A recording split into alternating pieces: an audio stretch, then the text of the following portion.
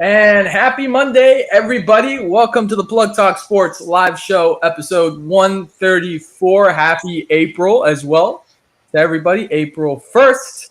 We hope everyone had a great Easter Sunday. I know I did. Went to church, went to a nice brunch. And let me tell you, when you get home and that nap hits and you hit that REM sleep in the nap, that's when you know you had a good day.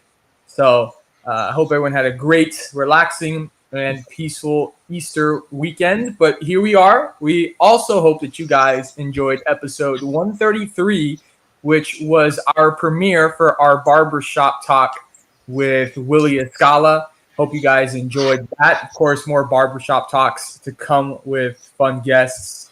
Again, thank you to Willie for taking the time to sit down with me and to be part of the project and be part of an episode. And of course, to Groom and Barbershop for always opening the doors for us and just the hospitality and hosting our barbershop talks. So it was great. It was great. And I hope you guys enjoyed it. But you guys know the usual suspects. Myself, Danny Torres. We got Jonka Don't Stop. And we got Brandon back on this week. And let's get into good and bad. Let's start with good since it was Easter weekend, Holy Week. Brandon, we'll start with you. What was good? Well, besides Holy Week and, of course, Easter, which I got to admit, I'm getting more tan recently, so that's going to be the good part for me. Going out more, getting more tan in North Central Florida, less cold weather. So it's been, hard to complain about. All right. Jonka? Well, if you guys don't know already, the MLB, we're about to talk about it right after this, but yeah, don't go into too much. Well, we're gonna be talking about our teams, but I'm gonna let you know my team. If you guys know I'm a Yankees fan, we beat the damn bastard ass cheating damn Astros full road to start the damn season, and I'm grateful. Thank you, Lord. And that's also including Easter Sunday, so I was given a gift. Hey, man. Let's see you can do it in the playoffs, though. That's when it counts. All I need is the Astros to lose. That's all that matters. For me, it's going to have to be I served all 3 services on Sunday. I usually just do 12:30. I'm a team leader in our kids ministry at 12:30 service, and I did all 3, 9 o'clock, 10:45, and 12:30. It was chaotic, to say the least. There was a lot of people, a lot of kids. There was a huge number of kids. But it was great. It was great to see, and several people got baptized. So it was just an amazing thing to see, and you see people come out and people give their lives to Christ. So it was a great Sunday. It's a good Sunday anytime you see that. But anyways, let's get to the bad. Brandon, what's bad? What's on your mind for bad? Well, for bad, I've been having some issues with the Wi-Fi, but besides that, it's got to be, and I'm pretty sure we're going to talk about it later on in the future. For those who don't know, I'm a Celtic fan. I've experienced 2 straight losses for probably the first time all season, and I just can't hear the end of it. I don't understand it, man. I don't understand it. 2 losses to the Hawks, and it's like, oh, what's wrong with the Celtics? What's going on here? I'm like, calm down. That's the 16th loss of the year. But yeah, just, still in my DMs, man. There's people always contacting me, man. It's crazy. I'm one of those people. I want to be honest. I am. Actually, you know what? I think it's the both of us. I think, Brandon, you know what? Just be honest. Just single us out. Just say it's Danny and Jonka. They're the guys that we have a group chat together, and they're the ones that call me out all the time. Just be honest. It's okay. I think he's frozen again. Jonka, anyways, you know what, though? Yeah, again, the internet issue. It's the curse of Larry Bird, bro. He's just trying to get you. He's just trying to get you. Indiana State basketball is going to be fine. Man, for me, bad. I guess it would have to be Vontae Davis. Oh yeah, passing. I think it was today or I think a couple of days ago, and the news just came out. And then also, since we weren't live last week, I forgot what bridge it was. Sorry, I don't remember the city. Baltimore. Yeah, the Baltimore Bridge. Bridge. Yeah, it's. I saw it and I was just like dumbfounded. I'm just, what a travesty. Like I can't imagine what the people that died were going through at the moment that happened, but hopefully they rebuild it and make it better and nicer for everybody and people now that can get to work. Like, hopefully, it was a bad day for them and it's even a worse day for others, but hopefully they can just be able to make it better again. For me, this has to be one of the biggest epic failures I have seen in a while. Opening day. Stage is set. New MLB season. I kid you not. I cannot make this up.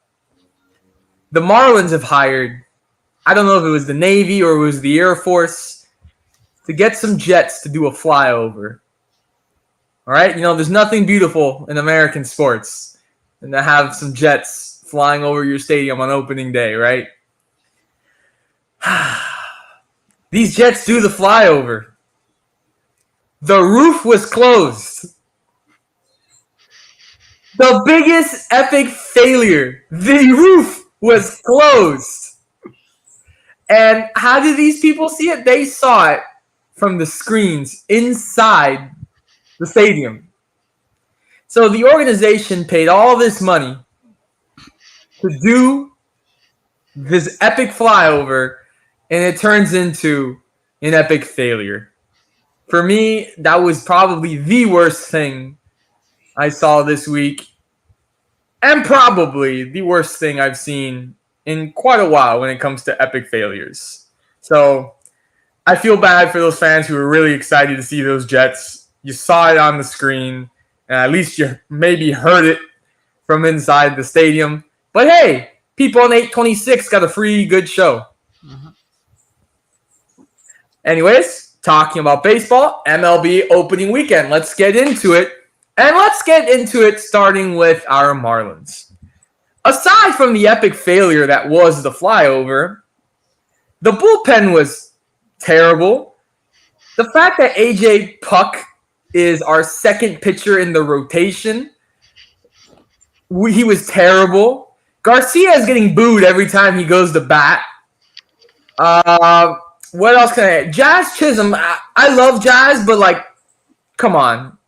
The guy says, "Oh, I can't play with the roof open because there's shadows," which, to an extent, yes, there is shadows on the field, but what about all the other games that you go play in a stadium that doesn't have a roof on a Sunday afternoon with the sun shining on the field? Come on, man. That was a terrible excuse. They lost again tonight to the Angels. They blew another lead. They blew a lead yesterday to the Pirates. They were up 5-0. No, it's no wonder why the organization is trying to do things like all you can eat and Fiesta Fridays, which that's a whole other thing. I saw their post from Fiesta Friday, and they literally posted a guy and a girl just grinding on each other on the field during the party, and I was kind of wow, there's a little lot for social media to put out there and to show that the fans are having a good time. All right, but you do you. Yeah, they're trying to do.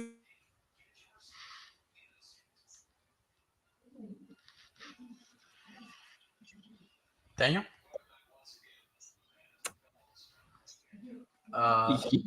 Yeah, he might be frozen on my screen too. Yeah, he's on mine. Excuse the technical difficulties. But if you don't mind, I do want to say something for the Marlins baseball, though. Yeah. I think this is the first time I can ever say this is the first time a South Florida team is at a disadvantage at home. At a complete disadvantage at home. You scared of your own shadow? Is Sam Darnold out there looking at ghosts apparently in the outfield? Doesn't make any sense. Doesn't make any sense. I've been saying this for probably like the past 2 years. But I just find it outrageous how the Dolphins, the Marlins, they're in the center of the Latin American hub of, I guess I'm gonna say, the world, Right. and they still can be able to bring Cubans, Venezuelans, Dominicans, Puerto Ricans, Mexicans, all wherever other country I'm forgetting, to come play in Miami. And I'm pretty sure like you're gonna have some groups of people around the city that you can hang out with. You're Right. gonna enjoy yourself. You're gonna have some sort of relatable stuff around. Like whoever is recruiting for this damn team needs to be fired. Like legitimately fired. And if you're having trouble, I understand the money wise. Okay, I can get it, but there's these talents from these other countries that. So like this, yeah. Sorry, something just Daniel just sent a text. Okay, that there's so many talents in these other countries that haven't been picked up, and they can play for cheap, and they just want the opportunity to play in the league. Like, why not just test them out? Maybe you find a needle in the haystack, and maybe like if you can afford them later in the year, you can trade them for some assets. Something. Yeah, exactly. And I mean, exactly to your point, because Soler was one of those talents that we got coming in from last season. He's gone now. I mean, half of this roster, whether that be from injuries. I mean, of course, Sandy Alcantara, the main one was Tommy John injury, and then all the other departed from free agency. I mean, we got nothing to help us out late innings. I mean, for example, from today's game, right? 4 runs, 4-0 lead, going up from the first inning. Do we even get another run after that, let alone even a third? No, we really don't. 7 unanswered runs. 7 unanswered runs, 2 of them being home runs from, of course, Mike Trout. And a team that looks like the Angels are actually going to be something. I don't know for a fact, maybe they're just going against the Marlins. They look pretty accurate. But the one I didn't understand, though, the Pirates. 4 losses by the Jolly Roger. Doesn't make a lot of sense. And especially after a Jazz Chisholm grand slam. And this one with the roof open, mind you. So I'm telling you right now, as an advocate for the Miami Marlins, as an advocate when they were the Florida Marlins, I mean, I'm just saying it plain and simple. I'm not going to get too overwhelmed because, again, this is the first 5 games of this year, and they're all 5 back-to-back games. But for all of them to be at home in front of a home crowd where you started off the opening day with 31K to now having at least 13, maybe even 15 or whatever in the ballpark, it's not a good start. It's not a good look. And let alone the bullpen, I think it's a huge part about it. I mean, Daniel was talking about earlier before with Puke. You know, my apologies, Puck. I remember last year I went to a game and he was a closer. They had a highlight reel for this guy. Did the all flashing lights for him to lose the game. All right. I feel like this is the exact same team. This is the exact same feel with this bullpen. I mean, I don't know exactly if I can even point to a guy right now besides the Hialeah kid. I forgot his full name. I do apologize. Everything is Lazar. I forgot the full name. But besides that, the point is we got no star to build around besides Jazz Chisholm, and Jazz Chisholm, Miami's media. I mean, I don't know if you've seen it, Jonka, but it's like the leaders from the past are just getting, bulldozed right under. I said from the beginning that when they were in the free agency, they were not getting anybody. I mean, all they got was Tim Anderson, and like I said that he's a good player, but like he's no player. You have to be a very great player to be consistent in baseball, and I'm not expecting that from him at all. I think he's going to be just a good role player with Jazz. But I said the problem was going to be pitching because Sandy's going to be out with Tommy John surgery, so. And there's no other pitcher that stands out to me that can lead this team when it just comes to that bullpen. So I made a bet with my brother today that in the month of April the Marlins were not gonna win more than 5 games. Yeah, I made a bet. In the month of April. In the month of April, I made a bet that the Marlins were not gonna win more than 5 games. And let me put this out to you guys right now. Oh, okay, Daniel's back, so he can get to hear this too. Yeah, sorry guys, internet went down. I don't know what's going on. Brandon's having internet issues. My internet randomly went out. Even the TV went out. But you know what? It's gonna take a lot to hold me back from not getting on this show. So, okay, so the Marlins play the Angels right now in the 3-game series. They play the Cardinals 3 times. So I think they just played the Dodgers. I think they even the series 2-2, right?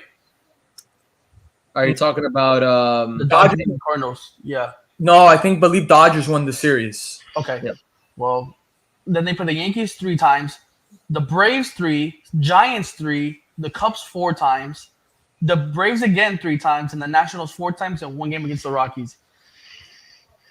With this bullpen, I'm telling you, bro, like if the Marlins, I keep saying the damn Dolphins, if the Marlins can't fix the issue and they can't try to find some pitcher to come into this team, I can see this year being ugly, like absolutely atrocious.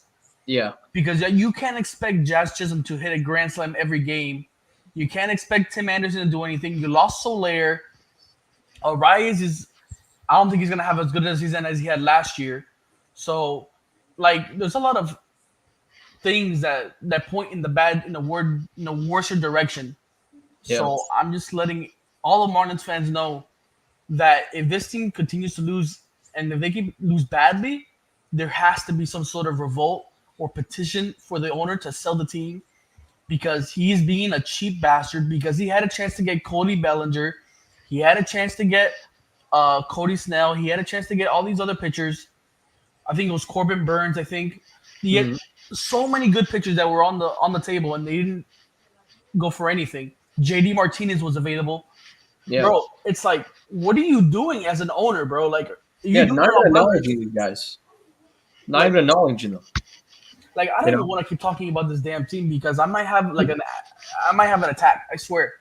Yeah, you know what? As long as Andrew Nardi's not on the mound again, I think we'll be fine. You can put AJ Puck in there too, bro. No kidding. That was terrible what I saw from him. Yeah. I'm honestly thinking, out of the most impressive player besides Jazz on this Florida team at Reyes, I would say Rogers is a close third. Just because he might be the best pitcher at the moment, unfortunately. You got Ryan Weathers out there, Trevor. We got him out there. It's rough, man. The bullpen really is rough. And then, I hate to put him on blast like this, but they call here asking if we're going to buy season tickets. I say no. Why not? We made the playoffs last year. Did you win a game? Like, it just bothers me when a organization is happy just because they made the playoffs. Like, your goal should be to aim to win championships, not just be satisfied because you made the playoffs. Like, what is that? And then it's even worse that you couldn't even bring the series back home for your fans to see at least games here, because, they lost every game. And then in the offseason, you do absolutely nothing. So, and you got rid of some good players. So, opening day, it was 32,000 fans, nice crowd. Guess what today's attendance was? 9,000. They're competing. They're going to be up there and competing with the Oakland A's in attendance soon, because no one – look, the city, I've told you over and over again, the city of Miami is a baseball city. It really is. But everyone's so tired of this team, this organization slapping the fans in the face with the decisions and not putting players on the field that can compete for championships. They're just tired of it. So they're like, you know what, man? Like, I'm not even going to go to the games. For what? Does he losing baseball all the time? A losing product? Like, if there was a list of what things to do in Miami, going to a Marlins game is probably the bottom of the list. I don't know, man. $50 is all you can eat. Yo, that's you're for the food, not the team. If you're broke, that's great. I hate to say it, but the Marlins can win like 20 games this year. If you're gonna tell me I get food, drink, and near the third base line all for $50, sign me up. Lock away the key. Call me a criminal. I'm taking the deal. Daniel, all right. When you got off by the internet thing, I was saying that, like, this city has so much Latin American potential, and we saw with the Caribbean series that the damn ballpark was full.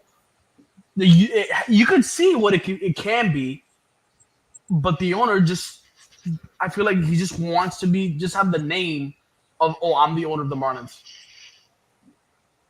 Okay, that's me. Ooh, wow. Okay, like okay. And what have you produced?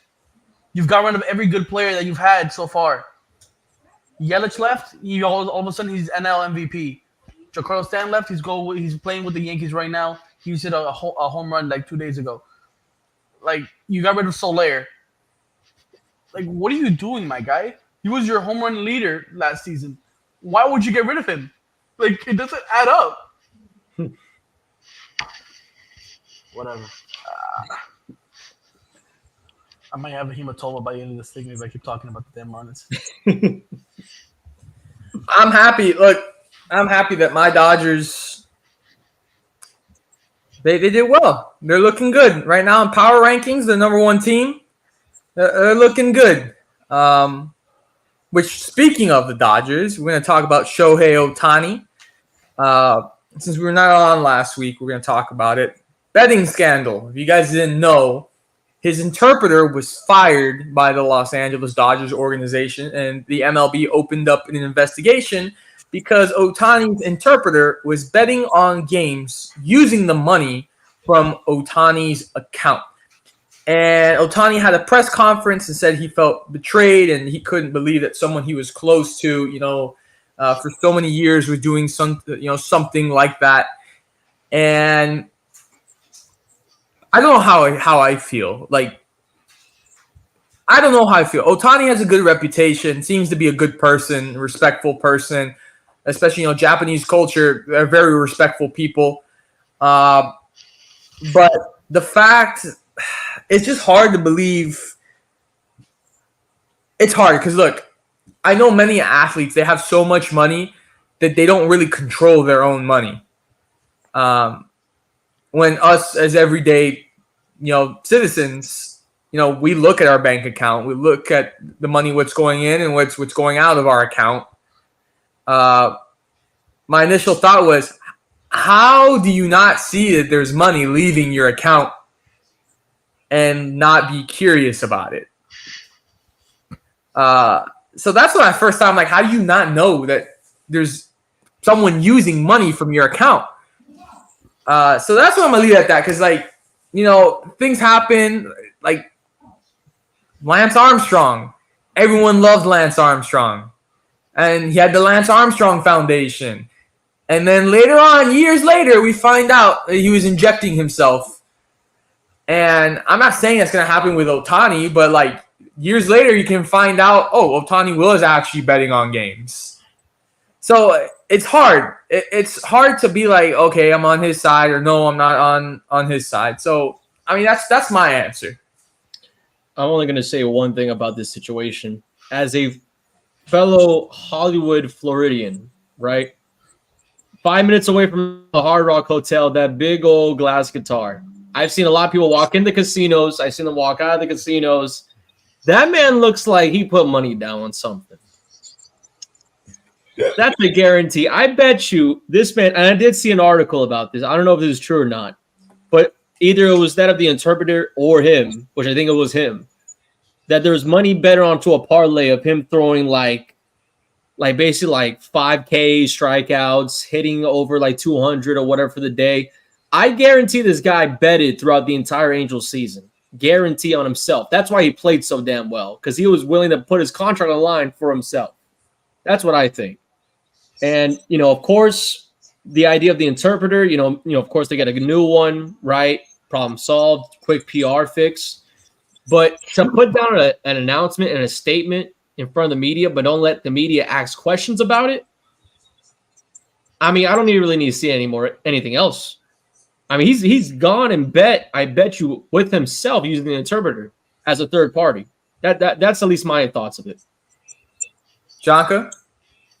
It's hard to blame somebody. It's because you're innocent until proven guilty, and just seeing how the Astros were cleared of cheating, I feel like they're just gonna sweep this under the rug and just. What was their punishment?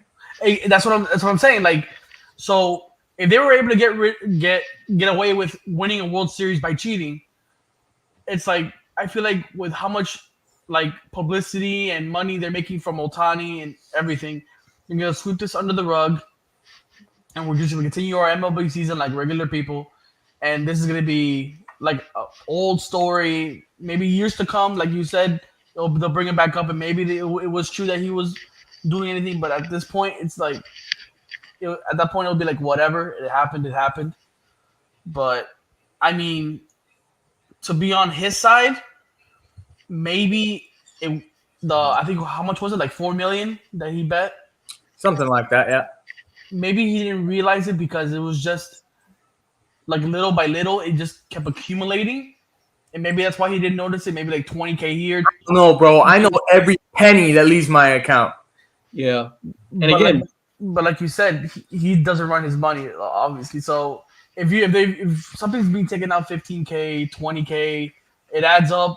Listen, but like that's a jump change for him. So it's like I guess it's just personality, because if it was me and I have that type of money, I still want to know what's leaving, what's going, because then something like this can happen that people in your inner circle are taking advantage of you. I'm telling you right now, Ohtani knew. That man knew what he was putting down in the parlay. I'm telling you right now, that guy, again, maybe it was an interpreter, but trust me, though, there's no way, as Danny said, $4 million out of your account, and you're just like, oh my goodness, the interpreter used it. Is he your accountant too? You know? But he's got the bank statement ready to go? Come on. That's the one part that I look at it, I'm like, why would your interpreter have your bank account? Hey, man, you know what this could I'm just playing devil's advocate here and just being maniacal and thinking, what if all this was planted by the Los Angeles Dodgers organization and it was actually Ohtani and they're going to blame it on the interpreter? So conspiracy, huh? To keep Ohtani out of trouble and to keep him on the team. I'm telling you, they might brush it under the rug. I'm telling you. And the biggest thing about it, the interpreter is a Dodger employee, not an Ohtani employee. So there's a real trail there. There's a real trail there. Hey, man, call me Sherlock Holmes. It's like a game of Clue. It was the doctor. The doctor did it. The doctor. Hey, it could be I'm not saying it happened, but it could be a real thing. The MLB is going to have to do a really, really thorough investigation on this because it's looking bad for Ohtani right now, because if we find him guilty, he'll be suspended probably for the whole season and the playoffs, and that won't be good for your Dodgers. But well, just look what happened to Pete Rose. Wasn't he suspended for life? Bro, that's bad. I'm telling you. Hopefully, I don't know what they're going to do now, but with the less viewers every year for the baseball, They can't let that happen. Yeah, they can't afford it. Buddy, this is gonna be interesting. The Dodgers have probably the most exciting baseball in the league right now, and like you said, like, are they gonna let that happen? They're gonna be like, all right, we're gonna ban Ohtani for life. Yeah, I don't know if they'll ban him for life. I mean, again, we're talking about Ohtani, who is kind of, produce like every single product of baseball the past year or two. If you ban him for life, maybe 1/3 of sponsorships are just gone out the door. Maybe what I could see happening, since they're blaming it on the interpreter, maybe they're using that as like a way. So if Ohtani does get suspended, it's only for a limited number of games during the season, and so he has a chance to come back. But if it wasn't the interpreter, it was only Ohtani, he'd probably be out for longer. So maybe it's just a way to like lesser his sentence. Hey, man, or you can pull Dallas Cowboys when Ezekiel Elliott was trying to get out his suspension. He just kept appealing, which allowed him to play every week until finally into the season. And most importantly, when we needed him, he was like, "Yeah, you can't appeal anymore. You're suspended." He can try that, but we'll see. We'll see. It's a very interesting thing. We'll see what they come up with. Brandon, the spotlight is going to be all yours. This is your thing, Mr. Hollywood Floridian. Florida Panthers clinched the playoffs. They're going to the playoffs. Talk to us about some hockey. Yep, the hottest team right now in Broward County out of Sunrise, Florida. The Florida Panthers, and I kid you not, top 4 team right now in the Eastern Conference, already clinched up a playoff spot. They're playing. I mean, honestly, don't let the record fool you guys. They're playing like a top 5 team right now. Sam Reinhart, 50 in-season goals this season, first time in his career. And with a pending free agency coming up for him as well, I think this type of season for the Panthers, clinching another playoff spot for the 5th straight year. Probably the first time anybody's ever said about the Florida Panthers. 5 straight playoff appearances for Florida. I mean, Bob has been looking fantastic at goal. Spencer Knight's doing really good stuff at the minor league right now for the Florida Panthers out there. I think in Charlotte, I believe it is. Mm-hmm. And, Kachuk doing well. Barkov taking a little bit of a step back here. I'm not going to lie. I wish I saw more from Sasha. And they did just lose against the Maple Leafs, who are another team also fighting for the playoffs. Again, Panthers already clinched up, and they have about 7 more games left in April because they do, align with that NBA season schedule. Yeah. But, these next few games, they're not really going to be eye-opening games. But what I would say seeding-wise, because as of right now, again, top 4 team right in the Eastern Conference and second in the Atlantic Division. I'm looking at it. The Bruins right now about 3 points ahead of us, as well as Carolina. And the New York Rangers, in my honest opinion, the team to beat in the East. The team to beat New York Rangers at 104 points overall, Panthers at 99. We got a few more games left to go, guys. I mean, I honestly like this team. I think that they can pass by the Bruins pretty easily because the first round matchup would be against the Maple Leafs. And again, as mentioned before, we just lost them 6-4. And last year, I mean, the Maple Leafs get better and better. I know there's always a running joke of, they're not going to make out the first round. This team is bound to not even make the second round. It's like a Philadelphia 76er timeline with them. I don't know.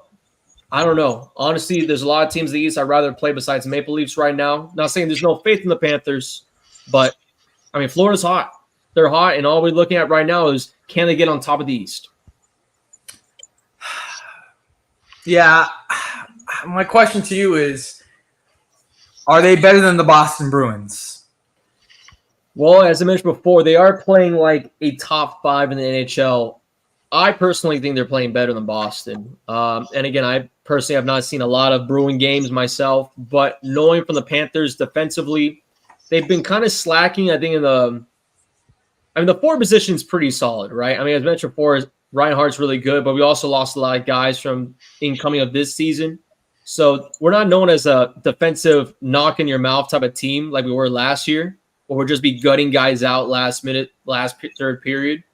But in a 7-game series against the Bruins, I think we would probably take it in 6 if I had to come down to it. I don't know exactly if there's like a huge gap on top of Boston we have right now. And again, they're leading us right now in the standings. But in a 7-game, I'm liking Florida. And I think you get by Boston, you're going back to the Stanley Cup Finals. I mean, hopefully. Again, the Rangers, though. Igor's playing the best piece of hockey I've ever seen at goal this season. And there's a lot of guys out there. Fox, they also got another guy. And again, half of these names I can't even pronounce. But I'm telling you right now, New York, I mean, they were close a few years ago going to Eastern Conference Finals themselves before Florida. I mean, that team's also been waiting a very long time just to get back to the Stanley Cup appearance. So, again, Florida's going to have a lot of – and again, depending on how the seeding goes, right, as I mentioned before, it's going to be a long road, but they will have to go against New York.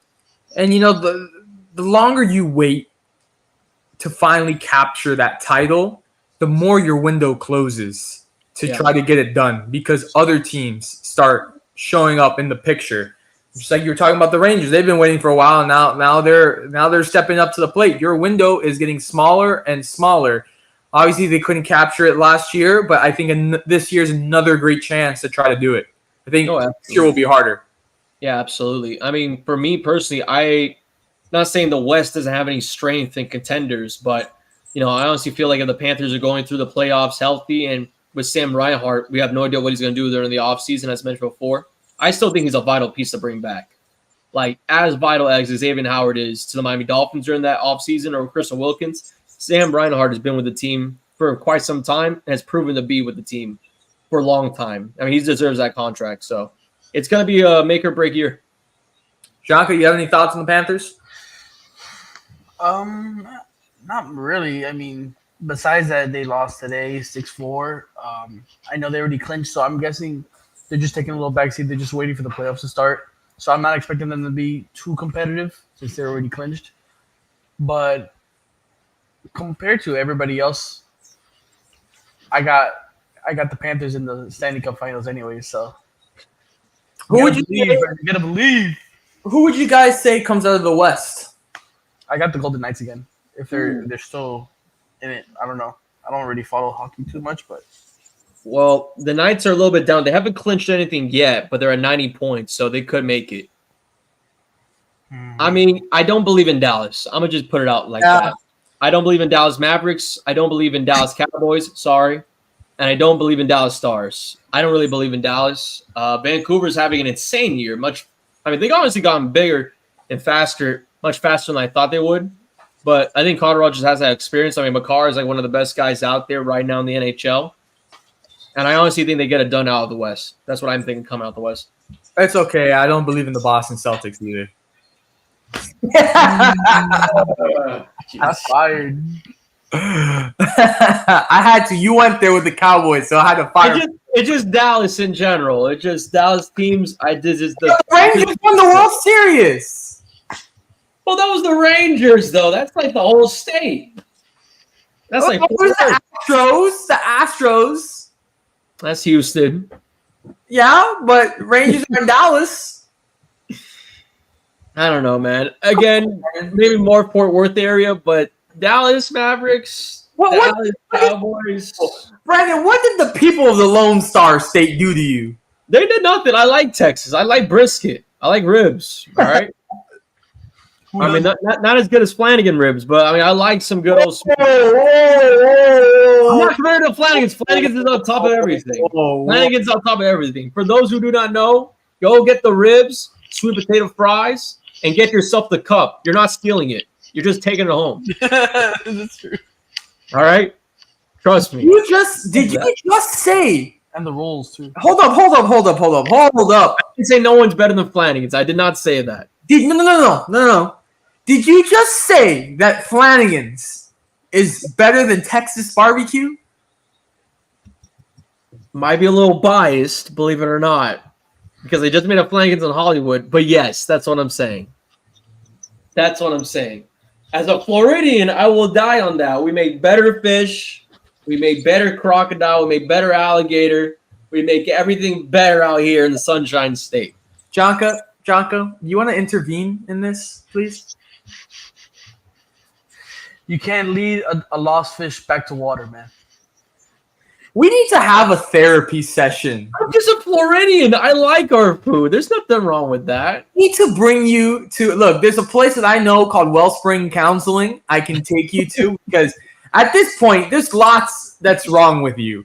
The barbecue. You're saying we have better barbecue than Texas. You're a Celtics fan. Yeah, there's a lot that's wrong with you. I'm rooting. All right. I'm rooting for the delusion. I think Texas has the best barbecue in the damn world, but to say Florida has better barbecue than Texas, nah, bro. I mean, I like lechon asado too, but like, come on. Look, this is where I would put it, right? Because I've been to Texas before, right? But what I would say, and I'm gonna say this really fast before we go to the next segment: Florida, Kansas City, Dallas. That's where I would put it in barbecue. Okay. I mean, I don't know how Florida's up there, but okay. Bro, we're gonna get canceled. That's it. I've heard of Texas barbecue sauce, Kansas City sauce. I've never heard of Florida. Hey, Jonka, that's it. We lost our viewer. Like, it's gonna be Brandon's fault. He just pissed off the entire state of Texas. The entire state of Texas can live with it. All right, I'm pretty sure they can live in like. Again, not bashing Texas, right? Gotta love the Lone Star State, right? You know, go Spurs. But I'm just saying, man, 2/3 of the entire state is just land. All right. Hey, listen, I think me and Jonka are big Georgia fans since the Hawks. You know, we love the Hawks. We love the Hawks, don't we, Jonka? We just love the Hawks. Yeah, the Hawks. Yeah, come back from 30, baby. Anyways, we'll talk some more basketball. March Madness, we have our Final Four. And I just want to brag a little bit. I want to boast a little bit. Because out of the three of us, I want you guys to let me know whose predicted champion is still alive. Who's predicted champion is still alive? Me. Purdue. Purdue is in the Final Four. I think who did Marquette lose to? I think Brandon was the second closest. Yeah. The Golden Eagles lost, man. I who did they lose to again? Was it NC State? I think so.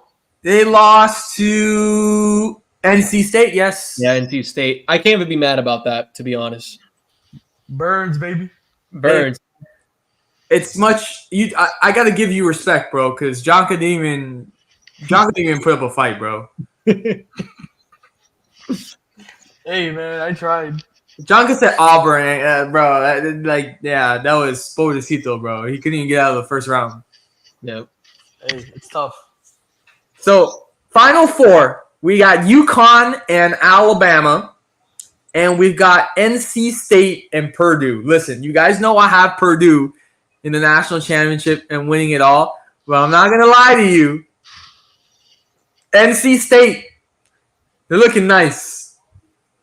They're looking real nice. Burns, baby. They are. I'm telling you right now, there's the two behemoths down in the paint. Zach Edey, 7 foot, 300 pounds. DJ Burns, like 270 to 280 pounds. I don't know if you've seen the highlight reel, but this is like your uncle playing like basketball out on Thanksgiving. This guy's doing every single post play, hezzy, spins. I mean, Mr. Fundamental over here. You know what I mean? For NC State to get to that point, I mean, it's going to be a matchup in heaven for post players to watch. I'm going to be on TV for that, baby. Listen to me. Listen to me, Brandon. This is going to be a me and Brandon conversation now. Have you ever seen a person that calls himself a diehard fan of a team, right? And then when their team is not even in it or doesn't even make it or gets eliminated, they start rooting for other teams in the conference?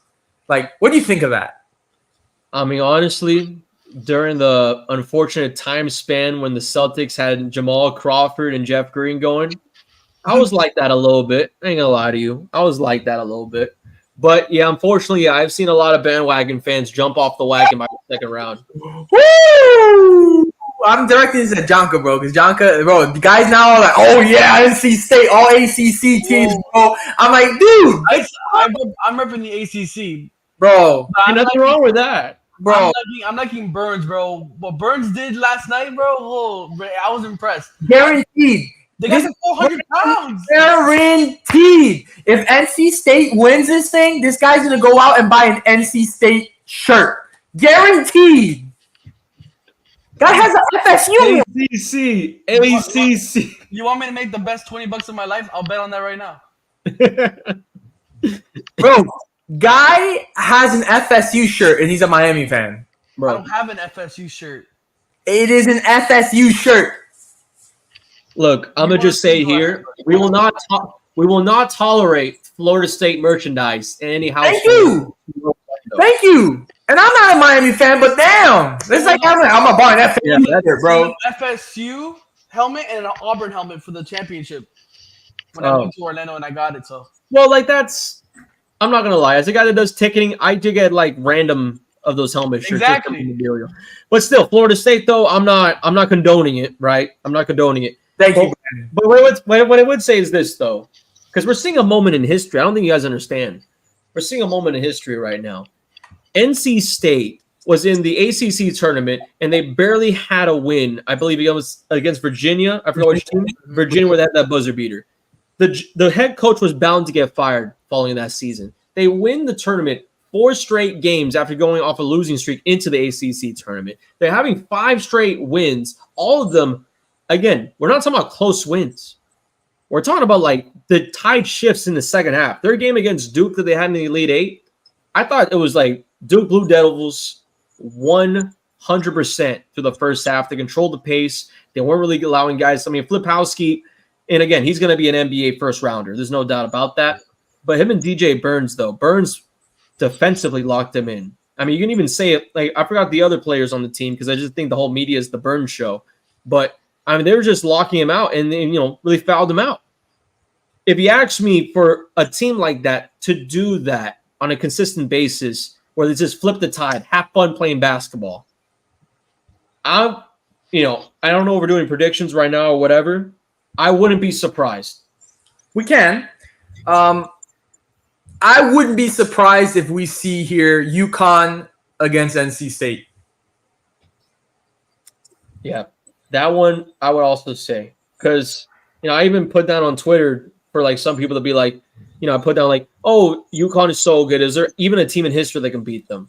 One person was like, oh, the Florida teams that went back to back. Oh, I'm thinking about Duke and the Coach K years and this and then there's other people that are just like, obviously not a single soul. I can't get a beat on this UConn team. Honestly, I thought that I had them out around the Elite Eight, but they just might be blowing teams by 10 every single game. Yeah, they're on a crazy run. I think if NC State doesn't win, I think Purdue will beat UConn because of Zach Edey's size. I think he'll just have a field day with them. But, I mean, UConn is still UConn. They'll be tough to beat anyways. But if NC State were to win, I think UConn wins by like 20, 25. 20, 25, wow. I just think it's going to be like a blowout from last year, bro. I think NC State will have a really good run if they do win, but I don't see them beating UConn. I think they're just too good, and they have the experience from last year. And then, okay. So you guys don't think Bama has any chance? No, they got a chance. Well, what I would say about Bama is that they have a fantastic offense. I think Coach Oates, especially his story going to that tournament. I mean, this is a team that's won the SEC 2 times in the last 4 or 5 years. I mean, this is a team that's bound for postseason play. But offensively, though, I just don't know if they can match up like that against UConn. Now, the real question is, how well defensively will they be able to stand, right? I mean, because Clinton's on a hot streak. Every single UConn guard as well is going crazy. And we're talking about a team that's efficient, shooting above 50% throughout the tournament. I mean, Bama, if the only way Bama's going to win, if both teams shoot like 100 points each individually, it's got to be an absolute shootout if they're going to be willing to win. But honestly, out of the 4 teams, I think Bama have least favorite. Okay, so both of your predictions is going to be UConn and NC State? I'm going UConn. I'm going to go UConn Purdue since Purdue's my team. Yeah. Oh, man. I think if NC State gets a lead, I think Purdue will fold because I think they're just going to be reminiscing of what happened last year in the first round. Oh, my God. I think it's really interesting because there hasn't been, as of yet, an 11 seed or higher team to make the Final Four and win a game in the Final Four, right? I mean, again, there's been teams that made the Final Four at 11 seeds and all that, but they haven't never won that first game into it. I don't think that's going to change. I really don't. I really like Purdue in this matchup. Again, as much for Edey and Burns are going to be definitely factors one-on-one, but I think that Purdue, they have more of the the bigger cast going on, right? They got guards that can really attack the floor, and I think NC State's going to have an issue with that, especially if Burns is going to be handled all day with Edey. I do have Purdue going in the final against UConn. I really do have that. Jonka? If it's not NC State, it's obviously going to be Purdue and UConn, which would be interesting to see, which I got Purdue winning that if that does happen. You have Purdue beating UConn? For the sake of it, as a Florida guy, because I still want to hold on to that Gators are the only team going back-to-back champions, I'm going to say Purdue just for that. But being realistic with myself, it's going to be a closer game than it should be. Look at you guys. This is a beautiful moment. All you guys coming together with my pick after you guys told me, oh, they're chokers. They choke. No, because, again, they choke. They choked the past 2 seasons. This is just a different breed of a team. And honestly, I think there's also the narrative of, Purdue and Edey, they're all getting the foul calls and everything like that because he's 7'4" or whatever. But shoot, I mean, he's still making the baskets. The other guys in Purdue are still shooting like 45 or better % from three. Like, that team is still dominating, and it doesn't even matter who the matchup is. But a team like UConn, I don't really have them winning against UConn, even though I really wish Purdue would win for the Florida Gators' historic sake. But this UConn team is as good as it gets. Okay, so we all have UConn and Purdue. I always have Purdue winning. John has Purdue winning. And Brandon, you're going to go with Purdue? Go with the Huskies. Okay, going with UConn. Okay, all right. That's fair. I respect it. Let's talk about a little bit of NBA. My question is, do you think the Miami Heat, with the final 8 games of April, the final 8 games of the season, will they attain that 6th seed? Okay, so I was doing the math about this a few weeks ago. And this is the most interesting part about the NBA, besides the Western Conference just being a gigantic, just one straight line. But I was looking at the ideal function of it, right? Because you're looking at 3 teams. You're looking at Philadelphia, looking at Miami, and then you're looking at Indiana, who is, of course, right now the sole spot of that 6th seed. Now, they did just beat out the Brooklyn Nets tonight. And, they're about, I believe, a game ahead, if not a game and a half ahead of Miami Heat. The Miami Heat have the easier schedule going forward, in my honest opinion. We're talking about games that are going to be going against teams that are below 500. Indiana, they're going to have a lot of close matchups, and including some of the matchups being against the teams that you have to face, right? I mean, for the Heat, as I mentioned before, they shouldn't lose against Philadelphia. I know Joel Embiid's supposed to come back later on this week. They shouldn't lose against Philadelphia, plain and simple. Because if you look at the play-in tournament right now, you're talking about a Joel Embiid 76er squad, a potential Miami Heat or Indiana Pacers, and then, of course, Atlanta and Chicago falling right behind. One of these teams is not going to make the playoffs or the postseason. My apologies. 2 of them, being Atlanta and Chicago, is about where the Heat's going to be. I think that the Heat, with the place that they're in right now, it's for them to lose and Indiana's to lose as well. Indiana just needs to lose the game, and one of those games are going to be against Miami. That's all it takes. Miami wins that game. They continue on their easy little win streak, hosting games here and there. And as I mentioned before, you shouldn't be losing against Philadelphia, especially if there's going to be a potential play-in tournament game coming up afterwards. So tomorrow, they have the New York Knicks. Then they have Philadelphia. Then they have Houston. Then they have that Sunday matchup against Indiana. And then they have the Hawks, the Mavericks, and they close out the season with 2 back-to-back games against the Toronto Raptors. I'm telling you right now, the way that Miami has been playing, and of course I understand the injuries and Tyler Hero not being active. You look around the other ones, right? How many games is Philadelphia planning to win, especially with Joel Embiid just joining back the roster? What is Indiana going to look like? I think Indiana Pacers basketball is playing some of the best offense they've played all year right now, which is kind of scary. But, I mean, let's just look at Indiana's schedule going forward. If we can just... Hey, I'm looking at it right now. Honestly, all right, I can see them dropping that game against OKC. That's what I'm saying. You're talking about a top matchup in the West out of OKC being, I think, top 4, top 3 team right now in the conference. Yeah. My apologies. Number 1 in the conference, the Western Conference. And for the rest of Indiana, let me just double check here. So I want to make sure the map's right here. They got another game going against Brooklyn on the 3rd. Again, this will be in Brooklyn. They're hosting OKC and the Heat. And then they're on the road in Cleveland. They're not going to win that game. They'll be on the road to Toronto. They might win that game. And they host Atlanta. Yeah. In my honest opinion, I think they drop the game on the 3rd. They lose both Miami and OKC, which is a 3-game losing streak. Miami should be at least a game ahead by that point. Dang. Toronto, Cleveland, and Atlanta. I wouldn't be surprised if Cleveland ends up winning their game against Indiana, and I wouldn't be surprised if Atlanta makes out a last-minute show. So I'm not expecting Indiana to go far. Again, high-scoring team, but against OKC, against that grit, grind, Miami Heat offense, as well as, Jaquez, I don't know if you saw Hawkins. He cut the hair, man. He's serious. He's playoff basketball ready. So I honestly believe that the Miami Heat, they will be able to push out this last few games just because if you're not going to win these games, good luck in the play-in. You know what I mean?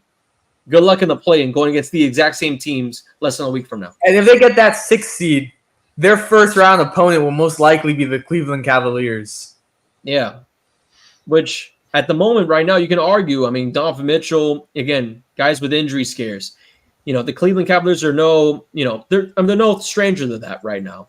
And what that sets up? If they get through Cleveland, sets up a second round matchup against the Boston Celtics. It does not. Why? Because Boston's losing first round? No, because it will be a 7-2 seed. I believe. 7. Doesn't after because don't they play the winner of 4 and 5? Well, the Celtics in the second round, right? Because in reality, the first seed will never see the second or third seed until the Eastern Conference Finals. Okay.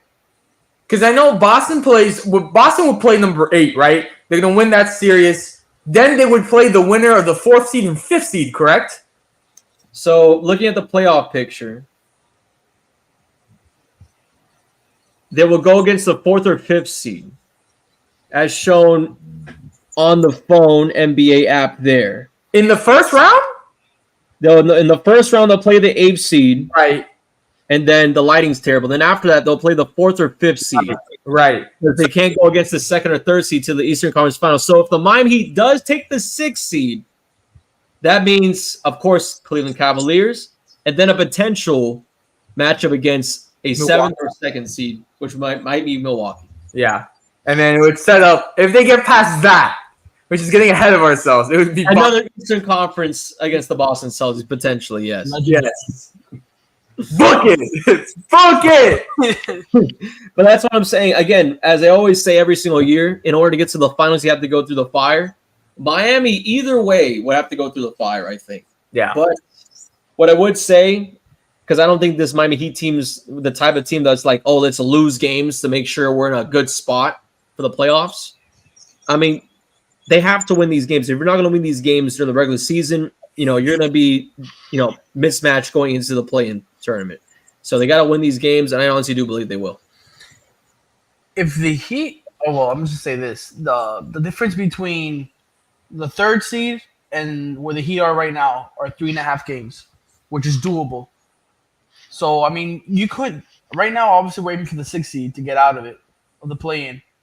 But, 1.5 games to get to the 5th, 2 games or 3 games for the 4th seed, which is still reachable. I don't. We play the Knicks, and then what was it? We'll just get the schedule again.